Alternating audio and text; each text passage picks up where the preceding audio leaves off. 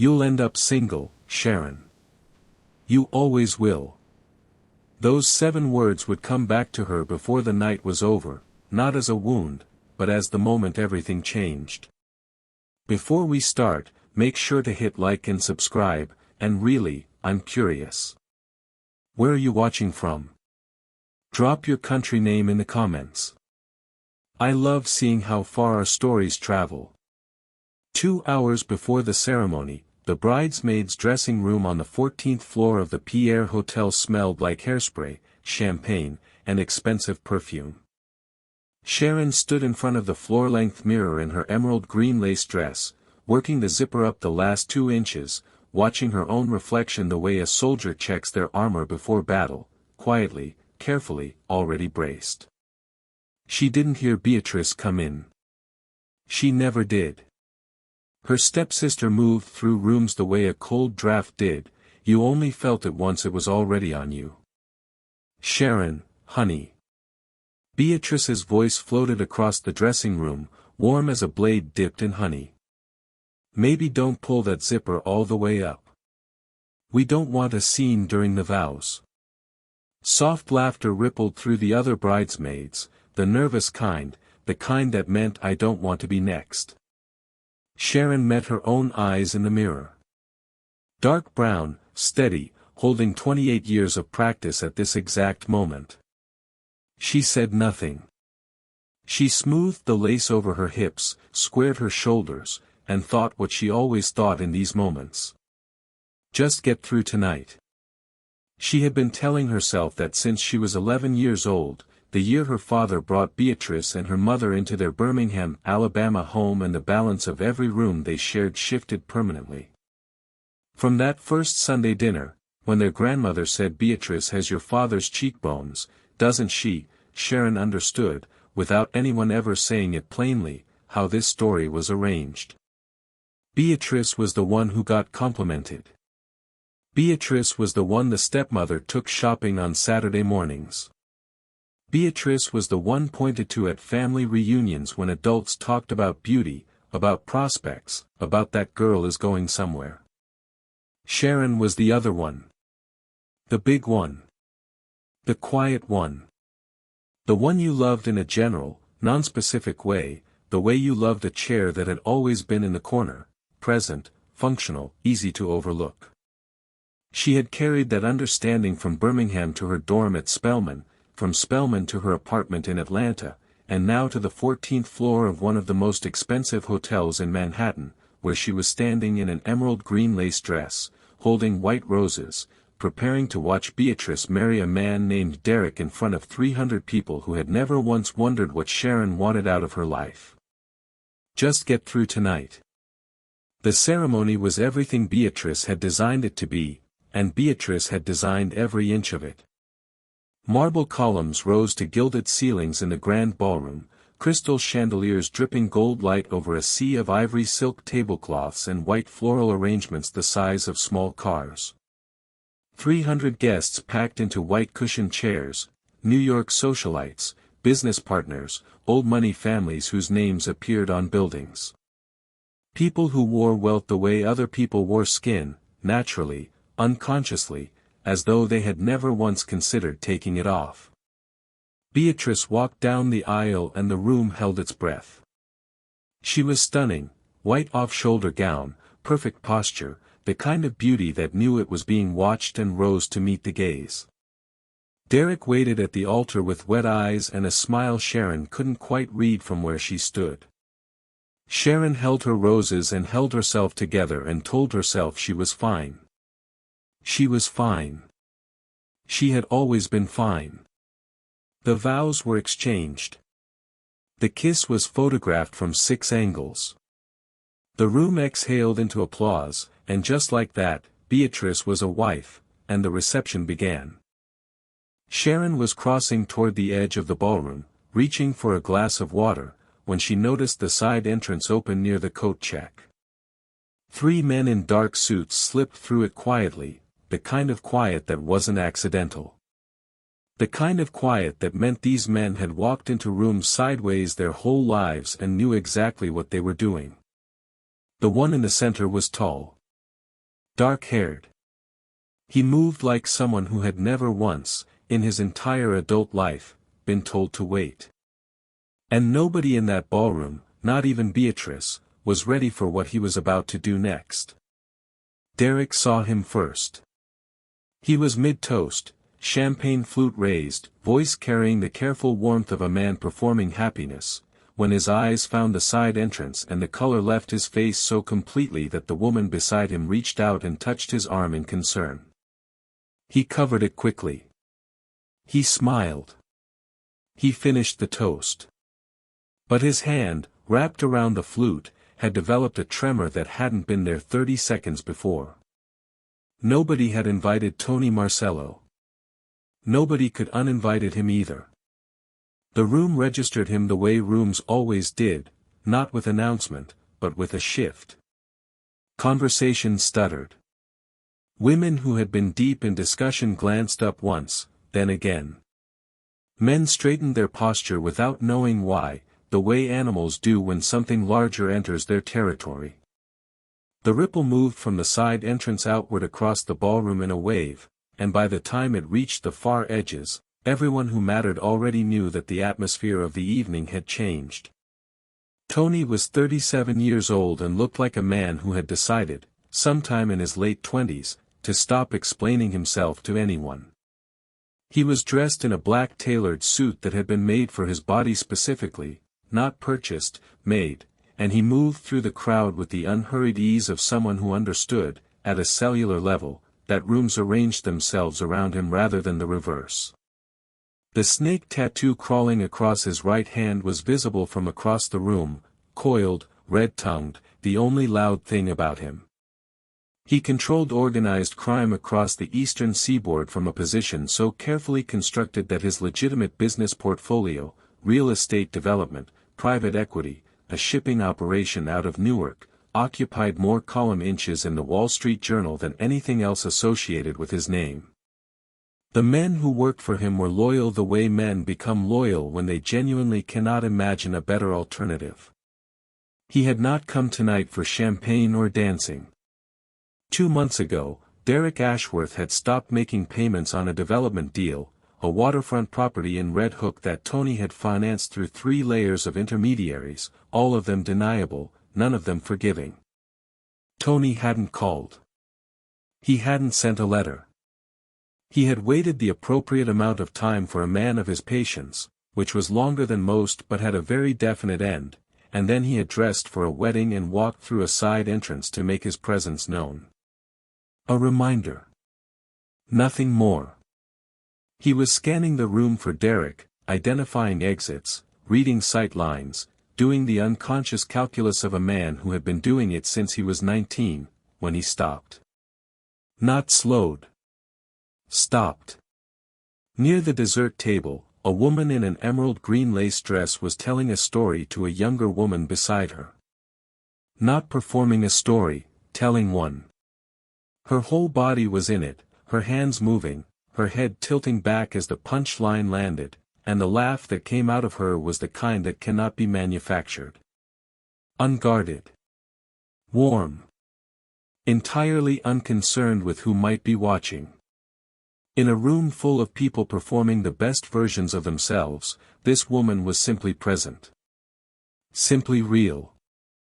The contrast was so complete it felt almost disorienting, like a single open window in a sealed building. Tony's right-hand man, Sal, leaned close. He's near the bar. Far left. You want me to? Tony didn't hear the end of the sentence. He was already moving across the room, and he was not moving toward the bar. Beatrice had identified him within 4 minutes of his entrance. Old New York money always knew. It was less a skill than an instinct bred across generations, the ability to read a room for power the way other people read it for exits.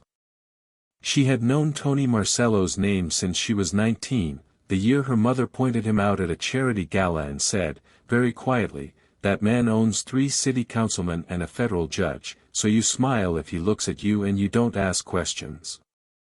She had waited a long time for a moment like this.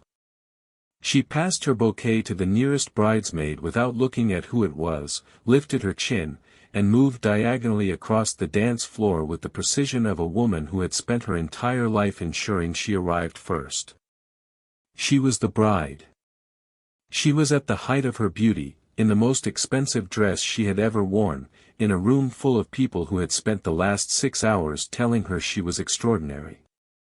If there was a moment for Beatrice Ashworth, née Porter, now Ashworth, to introduce herself to a man like Tony Marcello, this was it.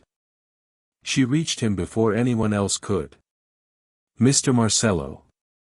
She extended her hand with the smooth confidence of someone accustomed to extending it and having it taken. Her smile was the one she'd been refining since she was 16, warm, but calibrated, the kind that suggested I am the most interesting person in this room and I already know it. What an extraordinary surprise. I'm the bride. Tony took her hand. Brief, polite, correct. Congratulations, he said. His eyes moved past her shoulder. Beatrice felt the shift before she fully understood it, a barely perceptible change in his attention, the way a searchlight swings, and turned, almost involuntarily, to follow his gaze across the ballroom. It landed on Sharon. The smile didn't fall from Beatrice's face all at once. It dissolved, degree by degree, the way ice does, slowly, and then completely. She stood at the edge of the dance floor in her white off-shoulder gown, in the room she had designed and filled and presided over for the last 6 hours, and watched the most dangerous and compelling man in the building look past her as though she were furniture. Something she did not have a clean name for moved through her chest. She watched Tony cross the room. She watched him stop beside Sharon. She watched Sharon look up in surprise, the genuine kind, not performed, and she felt something tighten in her jaw that she had not felt since she was a child and was told, for the first time, that something she wanted was going to someone else.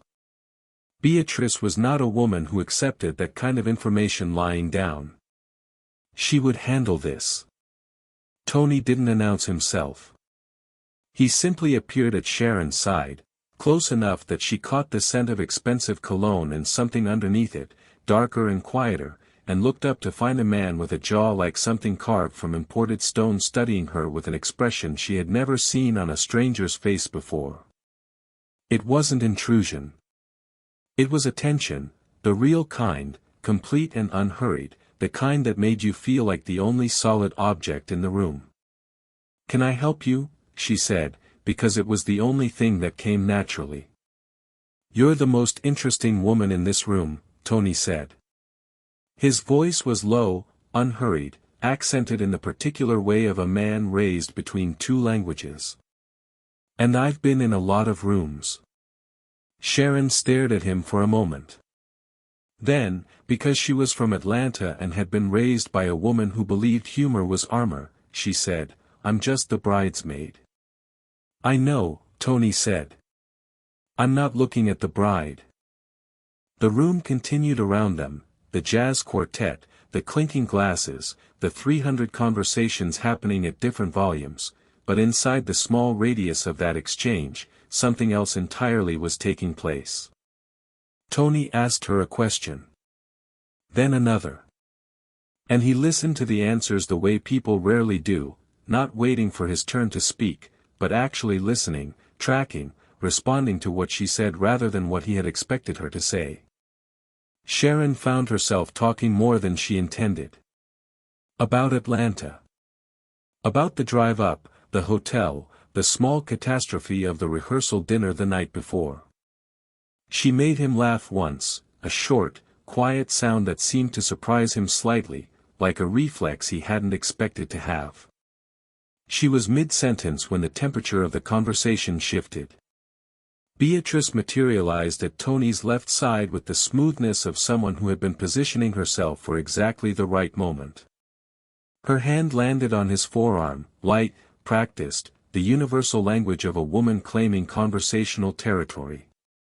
"I see you've met my stepsister," Beatrice said warmly, and the word step landed with a weight that only Sharon could fully measure. She borrowed her dress from a boutique on Fifth. Ordered it a size too small, I think, but she makes it work, bless her heart. The room did not stop. The music did not pause. But something in Tony's expression did.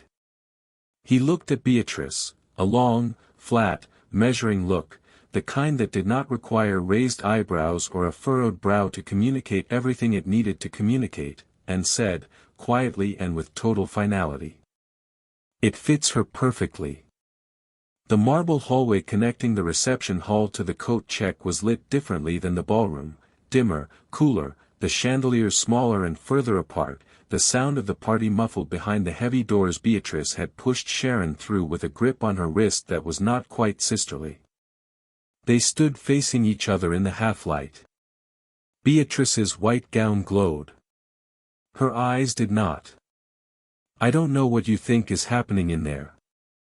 Beatrice's voice was controlled, precise, each word placed like a chess piece. But I need you to understand something very clearly, Sharon. That man is not for you.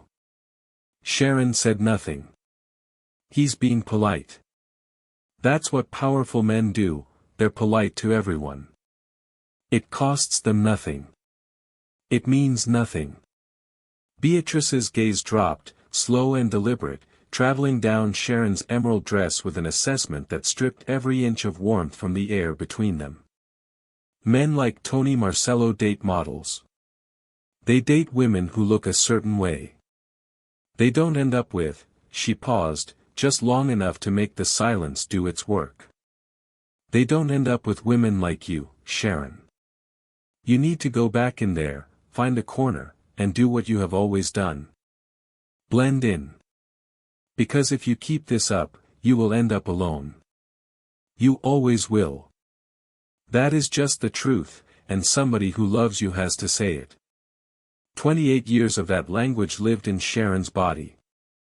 She knew every word of it, knew it from Sunday dinners in Birmingham, from the back seat of the car on the way to family reunions, from every birthday and graduation and holiday where Beatrice had found a way, subtle or direct, to remind Sharon of exactly where she stood in the unofficial ranking of who mattered and who was tolerated. Her hands, pressed flat against the folds of her dress, trembled slightly. But something was different tonight. Maybe it was 28 years finally reaching a number her body refused to carry anymore. Maybe it was Tony's voice against the noise of the ballroom, I'm not looking at the bride, landing somewhere inside her that Beatrice's words had never once reached.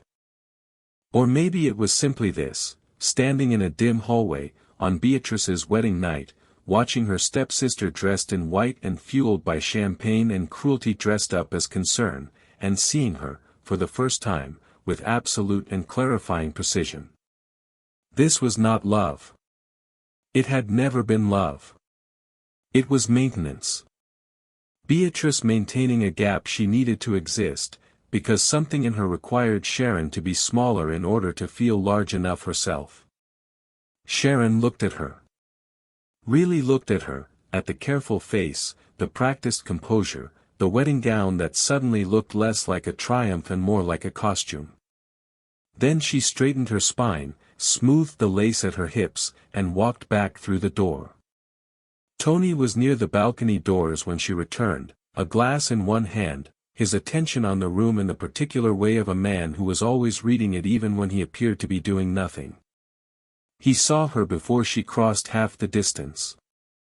His eyes moved to her face and stayed there. He read something in what he found. The slight set of her jaw. The way she was carrying herself, upright, deliberate, like someone who had absorbed a blow mid-stride and refused to break the step. Who upset you? He asked. Nobody that matters, Sharon said. Tony was quiet for a moment.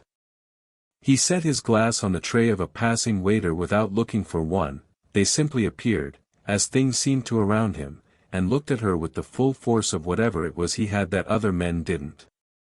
That quality of attention that made you feel seen in a way that was both slightly overwhelming and, underneath the overwhelm, like something you had always deserved and never gotten. Then he held out his hand. Not a performance. Not a question. Just a hand, offered, with complete and unhurried confidence.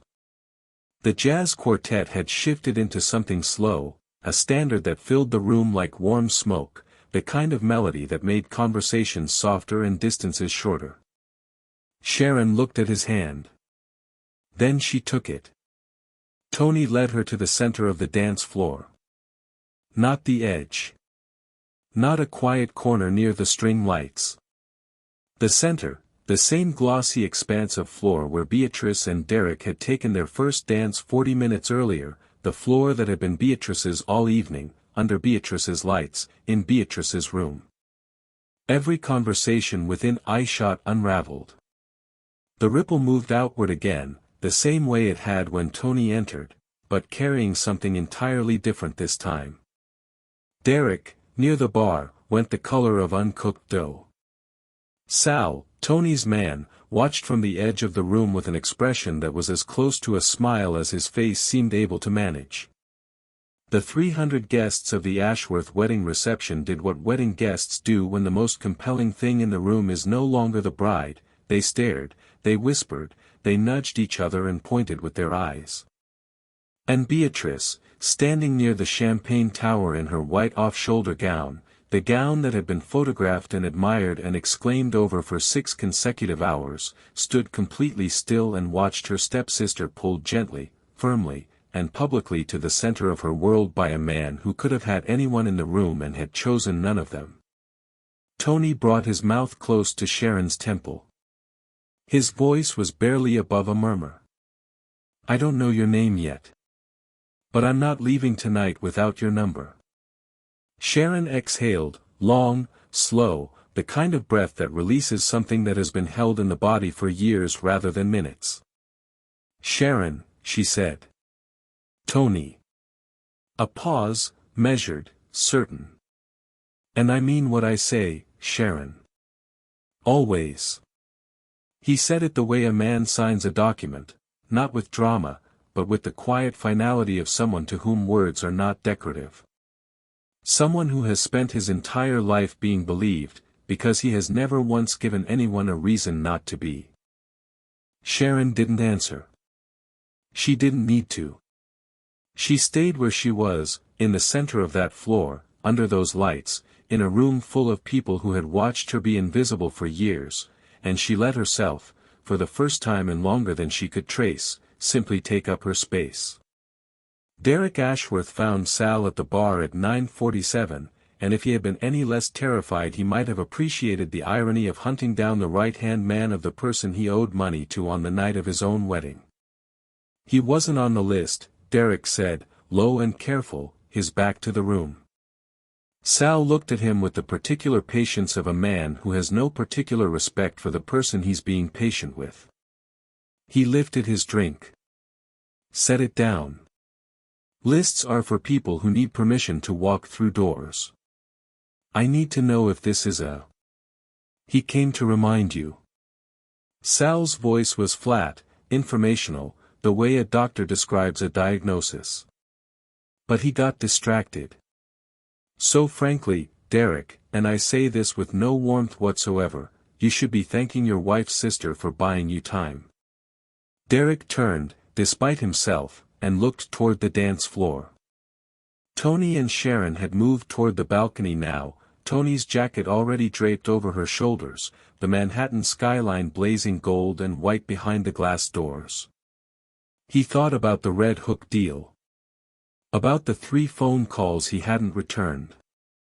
About the very specific and concrete understanding he'd had, when he first agreed to Tony's financing terms, that there was no version of default that ended quietly.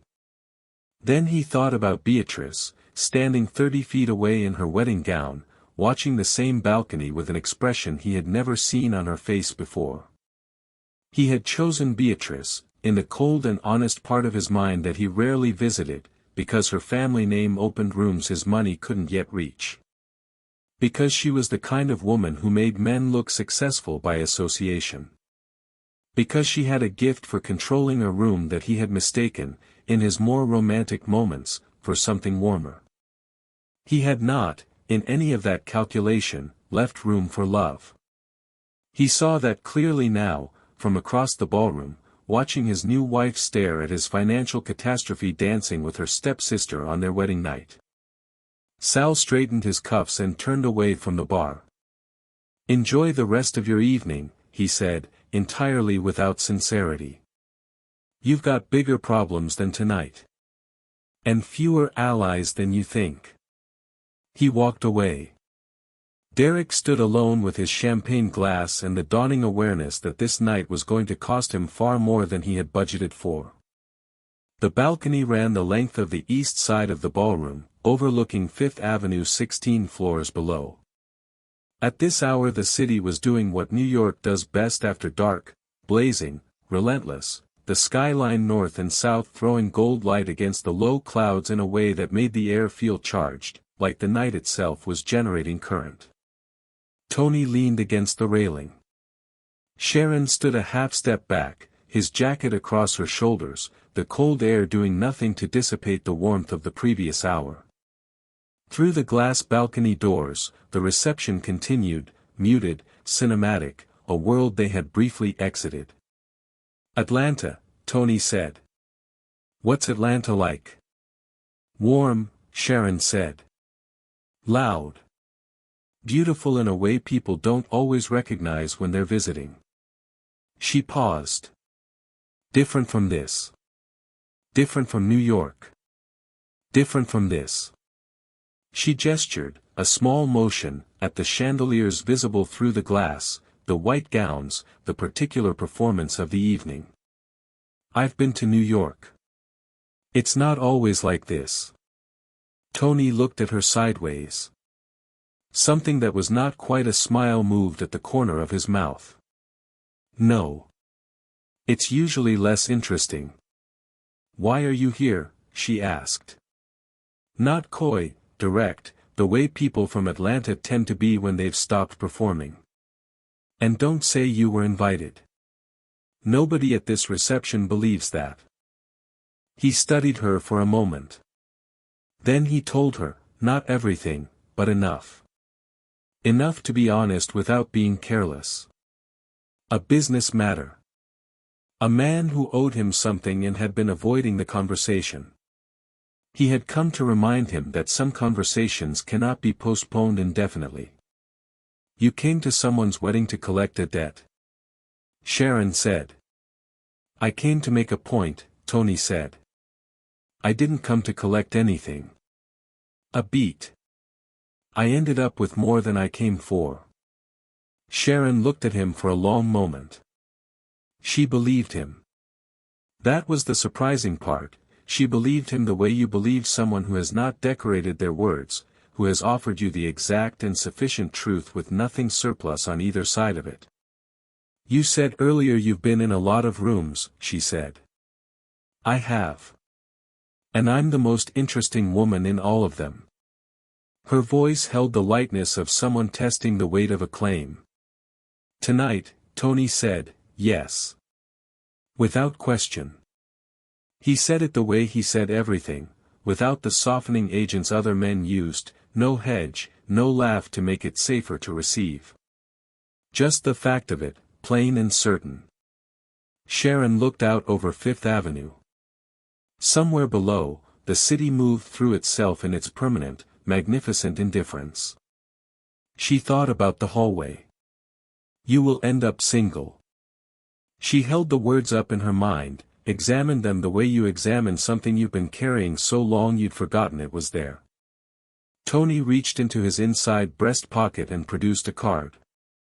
Heavy cream stock, black embossed lettering. His name, and a number, and nothing else. "Call it," he said, holding it out. "Or don't. But I hope you do." Sharon took it. She looked at it for a moment, at his name, at the single number, at the spare elegance of it, like the man himself. "I'll think about it," she said. Tony nodded once. "That's all I'm asking." Inside, through the glass, Beatrice was visible, standing in the center of her wedding reception in her white gown, turned toward the balcony, watching. She had been watching for a long time. She was still watching now. Sharon did not look away from the skyline.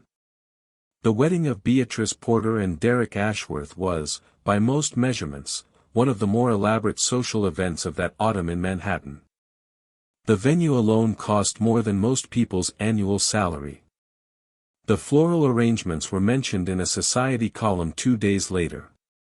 The guest list represented, in aggregate, a significant portion of the city's networked wealth. It was remembered for none of those things.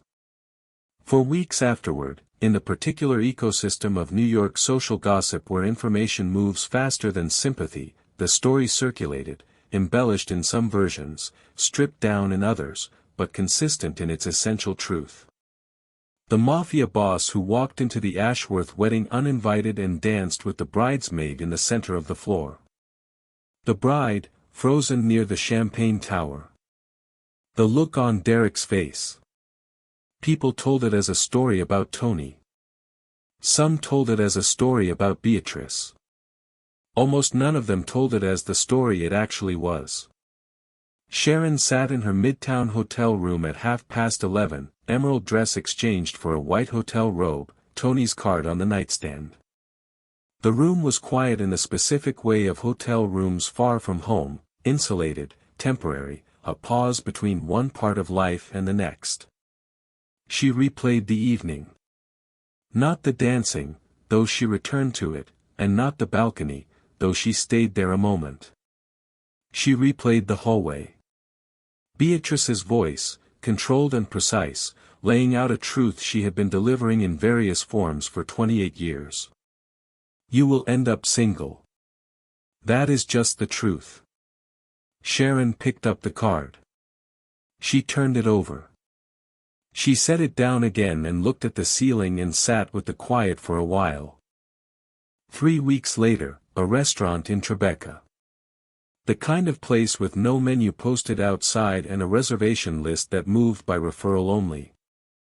Sharon arrived 4 minutes before the time they'd agreed on, because she was from Atlanta and had been raised to be on time, and when she pushed through the door Tony was already seated at a corner table, already there, already watching the entrance.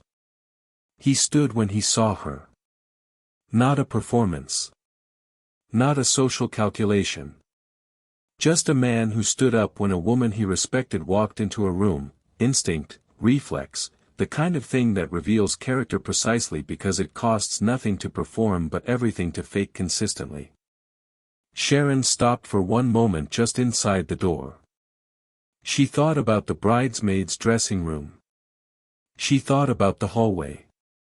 She thought about 28 years of being told, in language both overt and architectural, who she was and was not, what she could and could not expect, what category of woman she was and what category of man that category was permitted to attract. She thought about Beatrice's absolute certainty. And then she thought, Beatrice was right about one thing. Men like Tony don't end up with women like me. She just forgot to account for the fact that I'm not like anyone. Sharon walked toward the table. Tony held her gaze the entire way across the room, the same way he had across a gilded ballroom 3 weeks before, unhurried and complete and entirely certain. He smiled when she reached him. Not the polished, controlled expression he wore in rooms where he was being watched. Something quieter. Something real. She sat down. He sat down. The waiter appeared and they ordered drinks and the conversation began, easy, specific, and curious, the kind that builds something rather than simply filling the space where silence would otherwise be. And the story began. Thanks for watching till the very end. If this story moved you, hit like, subscribe, and share your thoughts in the comments. I'll be dropping another unforgettable story tomorrow, so make sure you don't miss it.